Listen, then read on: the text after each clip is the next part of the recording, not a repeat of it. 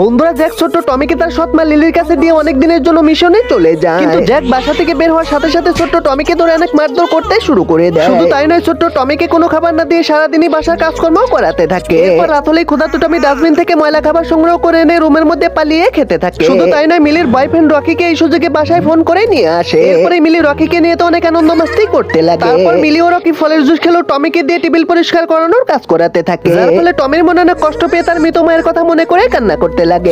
টমিকে বাসায় একা রেখে রকি আর লিলি গাড়ি নিয়ে বের হয়ে অনেক আনন্দ ফুর্তি করতে থাকে। একদিন জ্যাক লিলিকে কল দিলেও লিলি রকিকে নিয়ে ঘুমাতে থাকে। লিলি কল রিসিভ না করে জ্যাক ছোট্ট টমিকে কল দিতে থাকে। আর ঠিক তখনই টমি চুপে চাপে লিলির রুমে ঢুকে লিলি এবং রকির গোপন ছবি তুলে তার বাবার ফোনে পাঠিয়ে দেয়। এই দৃশ্য দেখে জ্যাকের মাথা তো একদমই আকাশ ভেঙে পড়ে। আর ঠিক ওই দিনই জ্যাক দ্রুত বাসায় চলে এসে মেন গেটের সামনে দাঁড়িয়ে নক করতে থাকে। আর জ্যাকের কণ্ঠ শুনে দুষ্ট রকি পিছনে জানলা দিয়ে বের হয়ে দ্রুত পাইপ বেয়ে পালিয়ে যায়। এরপরে জ্যাক শয়তান লিলিকে রুম থেকে বের করে সরাসরি ডিভোর্স করে দিয়ে বাসা থেকে তাড়িয়ে দেয়।